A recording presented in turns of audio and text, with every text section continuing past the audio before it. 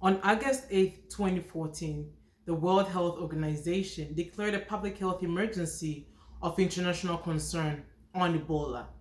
The virus critically hit three African countries: Sierra Leone, Liberia, and Guinea. Together, they recorded more than 11,000 deaths with over 28,000 infections. New cases of Ebola are still being recorded. So, what can Africa learn from its experience in handling deadly outbreaks now that the coronavirus is gradually making inroads on the continent? I sat down with Robert Loftus, former ambassador and special representative of the State Department on avian and influenza pandemic, as well as Dr. Adam Hume, a virologist at Boston University's Moorbrugger Lab, to discuss the challenges that lay ahead. In 2015, Dr. Hume traveled to Sierra Leone to help with Ebola diagnostics. How would you describe the health system in Sierra Leone? Almost non-existent, or at least where we were in Kono, which is in the eastern. It's a district in the east part of Sierra Leone. We were told that there were only two doctors in the entire district, and this is hundreds of thousands of people.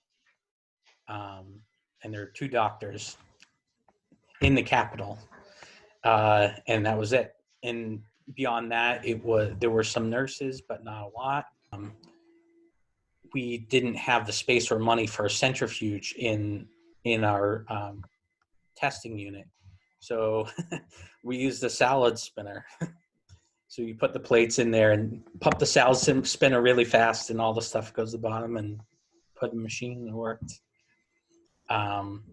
So yeah, I mean, it worked. It got the job done. But yeah, you were doing what you could with what you had. In terms of the mortality rate, how does the coronavirus compare to the Ebola virus? The mortality rate is obviously much, much higher for Ebola virus. The Ebola is also a far more lethal disease in the sense that it kills over 50% of the people who have it, which generally means that it tends to burn out more quickly. The danger of a disease like the coronavirus or different kind of flus, for example, is that they may only kill 1% to 2% of the people that it infects. But when you're talking about infecting, hundreds of millions of people, that 1% adds up to quite a few. So the death rate could be actually far higher, becomes much more difficult to contain, particularly since, as we're seeing with coronavirus, it's highly transmissible when people are not symptomatic. How does the transmission of coronavirus differ from Ebola?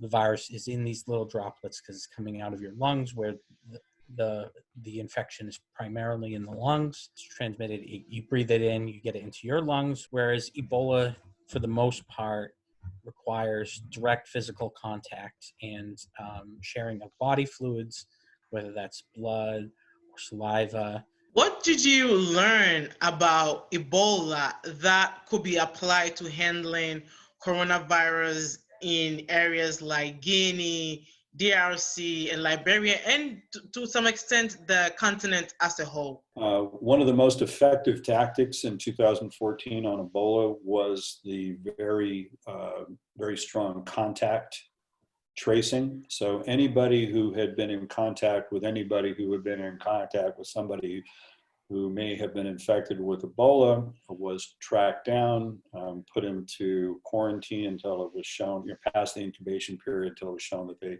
themselves had not been infected. So that sort of contact, that sort of social cooperation needs to take place. Who should be at the head of this cooperation? The most logical candidate for doing that is the Africa Regional Office of the World Health Organization. That's their function. Their function is to work with national governments, especially with national health ministries, foreign ministries, to have that sort of cooperation. The other thing is that there needs to be cooperation to move the supplies to where they're most needed. So like if you see in the United States right now, California, Washington, that seem to be past the peak, are shipping ventilators to the East Coast where the need is. That's the kind of cooperation that needs to happen elsewhere as well. This needs to be a worldwide effort, not just an individual country effort.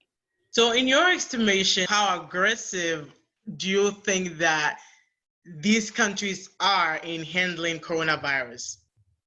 I think it's a real mixed bag. Some are taking more aggressive steps, some are not. The health systems in most African countries are pretty weak.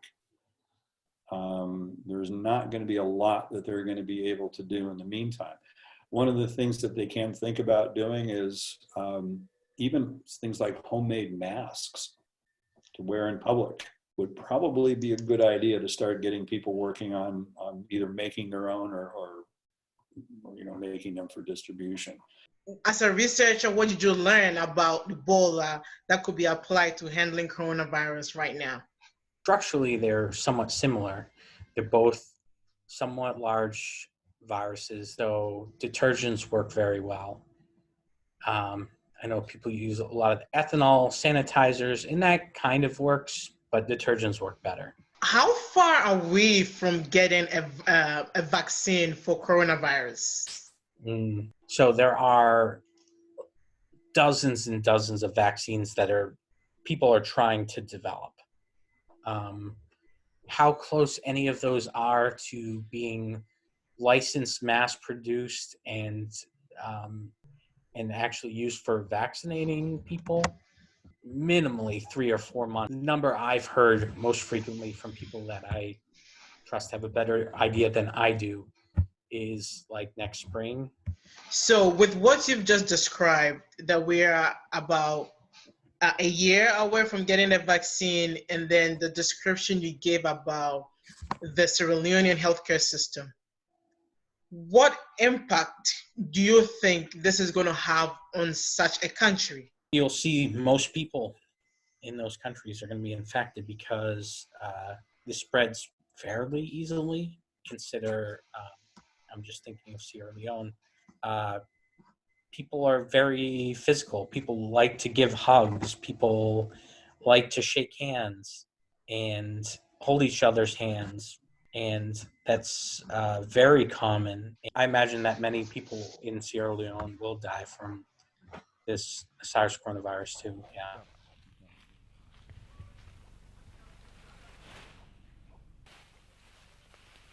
Hi, Ophelia. Thank you very much for your time. I'm Zhen Hao.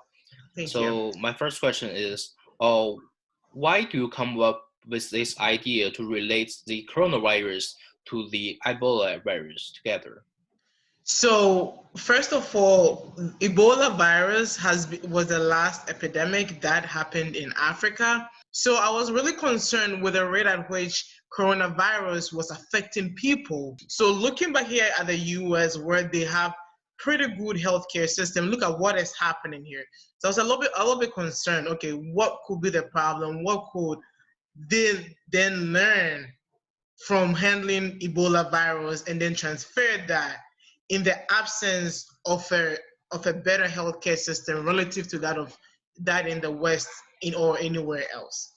In your opinion, what do you think about the cooperation between the African countries and the African WHO amid the coronavirus? I believe that they will go into action and then help most of these African countries get at least on the curve or start getting ahead of the curve, because I know that South Africa is fighting it. Egypt is hard hit. Ghana is on the way. Look at Sierra Leone, Guinea, Liberia. They are also starting to increase in numbers.